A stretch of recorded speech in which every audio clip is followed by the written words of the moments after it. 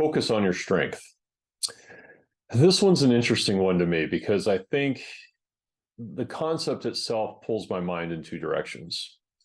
When I talk to individuals on this and they ask me, should they focus on their strengths? Part of me says, of course you should. That's what you're good at, right? Like that's probably where you have the best execution, you provide the best results, you're maybe known for it. Well, that's all good and great, and you should definitely continue to leverage that. But when I think about the overall portfolio of my skill sets and career, I think the other part of my brain says I probably shouldn't focus on my strengths that much, particularly in skills development, because for something that I'm already good at, to increase the level of productivity with that skill, I probably have to invest a lot of time for a very small return. Because if you think about it, you're already good at that skill or that competency. So if you go actively invest your currency, which is time, the finite resource, are you going to see a gain that will expand your overall portfolio? And what I mean by portfolio is that, as you continue your career and you grow, you become the sum total of your skills and experiences. And for me, I've always found that I tend to focus the other way, which is I identify my strengths and I definitely leverage them, but I tend to focus my time on the things that I'm challenged with. Now, why is that? For example, we all work with people who can get a mission done, right? And I've had people that work like for me in the past this way, where they can get the mission done, but the wake of destruction that they leave behind them in terms of the relationships and the brute forcing nature and you all have examples of that, where there are people that can get the job done and there's just a wake of destruction, meaning that you have to go repair relationships and people are ticked off and they don't want to work with your team anymore, or particularly maybe that individual, but you got that one agenda item on your agenda done because that person got it done. But I would counter that if that was me, and I did that, would my management feel comfortable giving me more scope and putting me in larger situations with more senior people where clearly I would not have the tool set to engage in another way? And I think that's when I tend to focus on my challenge areas, because those are areas where I could get a much bigger return for a much smaller amount of time investment.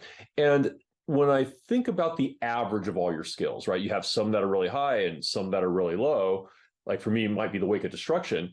Then the average of the trust in me is going to go down, because while they may trust me in certain situations, they certainly should not trust me in the other one if I'm leaving a wake of destruction. So I would probably go focus on that area if I were to be reflective in my 1 and 5 year plan to say, hey, maybe I can increase the overall trust and confidence with my leadership team, and therefore maybe their ability to give me more scope and scale and take on bigger projects if I raise the overall average bar of my skill set. And I think that's where, for me, I believe that you play like you practice.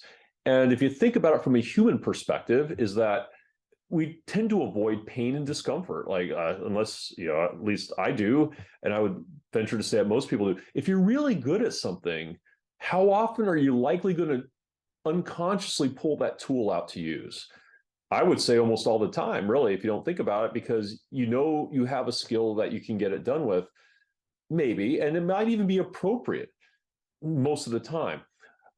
But when the time comes up where that skill is not useful, then you probably want to back up, or a different way to approach it, or a different way to negotiate with the person. I talk about interpersonal awareness in another session, which talks about how identifying what works with somebody is really important, and that will go for the tool or the style or how you want to negotiate with them. So when I focus on the areas that I know I'm challenged with, I'm hoping to raise the bar in that, to then the overall average for my portfolio then will go up as that skill raises. And for me, when people ask me about it, I found that has been a big indicator with the trust that's putting me to take on more things, because they don't have to worry about me leaving a wake of destruction if I develop tools that allow me to get something done without doing it. Now, I'm not going to say, everybody's going to say, well, there are times you're dealing with teams you have to brute force. That's true. And I'm not debating. What I'm saying is you should have the option to use that tool or not use that tool, because every tool has a consequence when you use it. And it may be appropriate times to do that. And I'm not saying it isn't, depending on the criticality and the time frame involved. But the option to use that tool, and people knowing that that's not the only tool that you have, can be extremely important. I'll give you an example of this for me. When I talk about a job in the series that wasn't really interested in taking, but it was a job where they expect the person to be the wake of destruction. As a release manager for a product, they expect the hard-nosed person to come in. That's why none of them ever lasted more than 3 years, because they would come in, burn all the relationships, they would get the product out, and then they needed to move on because nobody liked working with them. And it was funny, when I was interviewing with the senior leaders, all the way up to the very senior leaders, I try not to use that tool. So they asked me, they said, well, geez, Milan, I mean, I hate to tell you this, but I think you're too nice for this job. And I said, nice? I said, look at my history. I guarantee you, I've been trained by one of the best agencies in the world to go at somebody. And I said, I can use that tool. But every time I use that tool, I've failed, because that burns the relationship long term. And that's the job that I ended up spending 7 years in, because I believe that I brought a different way of operating that was more in tune to building, in the military, we call it unit cohesion across a larger audience, where people didn't feel that they had to be combative. And again, that was the tool that they expected in that job for many, many, many years. And that's why nobody stayed in it more than one cycle, which was 3 years.